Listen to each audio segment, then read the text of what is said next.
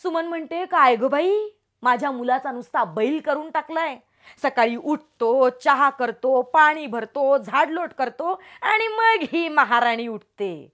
त्यावर शग्गू म्हणते, अरे बापरे, आणि मग काय ग, तुझं नवीन जावई कसं आहे? त्यावर सुमन म्हणते, काय नाही ग, माझा नवीन जावई अगदी देव माणसासारखा आहे. सकाळी उठतो, चहा करतो, पाणी भरतो, झाडलोट करतो. खरं खरं अगदी माझ्या मुलीला आहे ना असं सुखात ठेवतो माझा जावई. खरंच देव माणूस आहे, देव माणूस.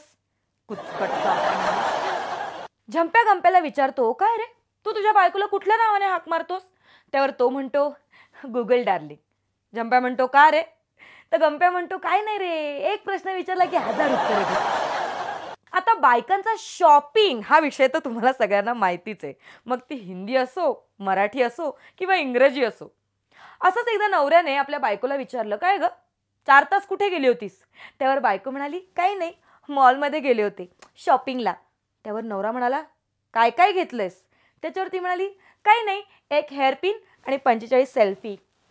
नवरा जागीच खुश. मालकाने नोकराला विचारलं, मला जरा घड्याळात बघून सांग किती वाजलेत? त्याच्यावर नोकर म्हणाला, मालक, मला वेळ बघता येत नाही. त्याच्यावर मालक म्हणाला, बरं बरं ठीक आहे, हरकत नाही, मला सांग मोठा काटा आणि छोटा काटा कुठे? त्याच्यावर नोकर म्हणाला, मालक, दोन्ही काट्या घड्याळात. मालकाने पार काटा तुटेपर्यंत मारलाय. एकदा एक गरीब माणूस डॉक्टरकडे तपासणीसाठी गेला. तपासून झाल्यावर डॉक्टरांनी त्या माणसाला विचारलं, समजा माझ्या औषधाने तू बरा झालास तर मग मला तू काय बक्षीस देशील? त्याच्यावर तो माणूस त्यांना म्हणाला, साहेब, मी ते स्मशानात बॉड्या जाळायचं काम करतो, तुम्ही या ना, तुमची बॉडी मी फुकट जाळून देईन. डॉक्टर जागीच गार. एकदा ठमा काकूंनी कॉलनीतल्या 8-10 मुलांना एकत्र केलं, आपल्या कारमध्ये बसवलं आणि त्या त्यांना फिरायला घेऊन चालल्या होत्या. पोरांचा इतका गोंगाट की त्या गोंगाटात ठमा काकूंनी सिग्नल बघितला नाही, त्यांनी सिग्नल तोडला. तितक्यात हवालदाराने त्यांना पकडलं आणि विचारलं, काय बाई, तुम्हाला कळतं का नाही कुठं थांबायचं ते? त्याच्यावर ठमा काकू लाजेने लाल लाल झाल्या आणि म्हणाल्या, इश्श, तुमचं आपलं काहीतरीच, ही पोरं काही माझी नाही आहेत, काही कॉलनीतली आहेत.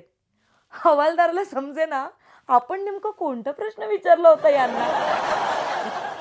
एक वैतागलेला नवरा देवावरच चिडून बोलतोय, काय रे देवा, तूच म्हणाला होतास ना मी बायको निर्माण करतोय, कुठली तरी चांगली समजूतदार बायको तुला जगाच्या कुठल्याही कोपऱ्यात मिळून जाईल म्हणून, पण आता तूच जग गोल बनवून ठेवलंयस, आता बोंबलतोय कुठला तरी कोपरा शोधत. बिचारा नवरा. भारतात बिस्किट उत्पादन करणाऱ्या 2 प्रसिद्ध कंपन्या आहेत, एक मारीगोल्ड आणि दुसरं पार्लेजी.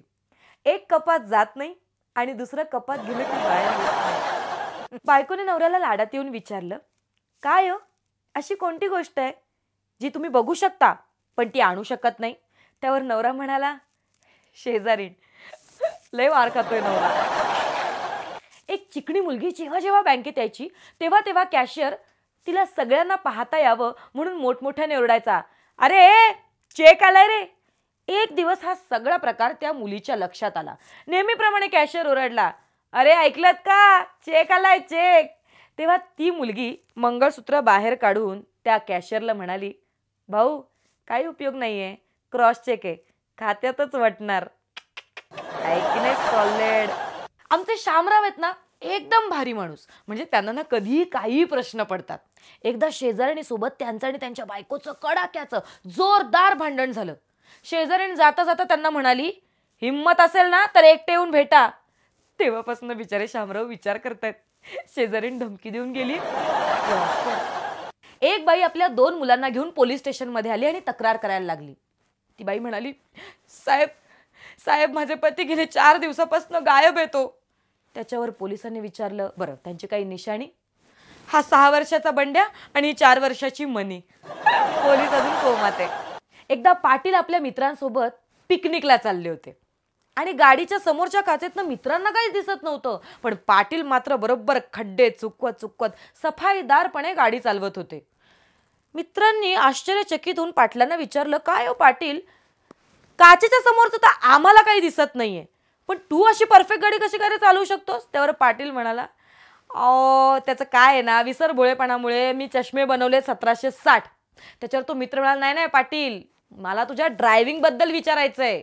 त्याच्यावर पाटील म्हणाला, अरे तेच तर सांगतोय तुला, चष्मे बनवून बनवून हैराण झालो म्हणून मी गाडीची काचच माझ्या चष्म्याच्या नंबरची बनवून घेतली आहे की नाही. पाटलाचा नात खुळा हो दे तोटा, पाटील आहे मोठा. आई आपल्या तरुण मुलाला विचारते, आज आजीचा वाढदिवस आहे, मग आजीला काय गिफ्ट करणार आहेस तू? तर मुलगा म्हणतो फुटबॉल. आई म्हणते अरे आता ह्या वयात आजी त्या फुटबॉलचं काय करणार आहे? त्यावर तो मुलगा म्हणतो मग तिने सुद्धा मला माझ्या वाढदिवसाच्या दिवशी भगवद्गीता गिफ्ट केली होती ना. भारत विरुद्ध इंग्लंड अशी क्रिकेट मॅच चालू असते. भारताची बॅटिंग असते. भारताचा बॅट्समन 35 रन करतो. हेल्मेट काढतो आणि बॅट अशी आकाशाकडे नेतो आणि देवाचे आभार मानतो. त्याच्यावर तो इंग्लंड बॉलर ओरडतो, hey man why are you wasting your time, you didn't made 50 or century. त्याच्यावर तो भारतीय बॅट्समन म्हणतो, चिब्बे साल्या, तू 10वीची एक्झाम आमच्या इकडनं दिली असतीस ना तर तुला 35चं महत्व कळलं असतं. कोर्टात एका ऍक्सिडेंट केसची सुनावणी चालू होती. जज आरोपीला विचारतात, तू कसं सिद्ध करशील की तू कार हळू चालवत होतास? त्यावर आरोपी म्हणतो, साहेब मी माझ्या बायकोला आणायला सासूरवाडीला चाललो होतो. जज साहेब म्हणाले, अरे सोडा रे याला, बिचारा निर्दोष येतो.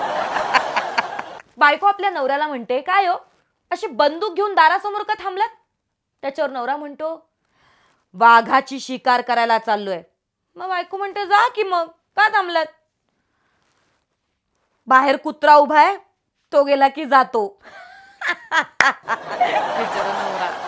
99 वर्षांचे आजोबा स्वर्गात पोहोचले आणि स्वर्गात पोहोचल्यानंतर 101 अप्सरा बघितल्यानंतर आजोबा हळहळले आणि म्हणाले, रामदेव बाबाच्या नादी लागलो नसतो तर 30 वर्ष अगोदरच पोहोचलो असतो. व्यायामाचे फायदे चिकार असतात पण तोटा पहिल्यांदाच कळला हो. बायको आपल्या नवऱ्याला लाजत विचारते, काय हो सांगा ना, मी तुम्हाला किती आवडते? त्यावर नवरा म्हणतो, खूप खूप आवडते. तर बायको म्हणते, म्हणजे खूप खूप म्हणजे अशी किती आवडते मी तुम्हाला, म्हणजे काय म्हणजे? त्याच्यावर नवरा म्हणतो, तुम्हाला इतकी आवडतेस ना, असं वाटतं तुझ्यासारख्या 5-6 बायका अजून करूया. चला मस्तपैकी पोट भरलेलं आहे. आता भेटूया पुढच्या भागात नवीन विनोदांची मिसळ घेऊन. कॉमेडी मिसळ तर्री मारून.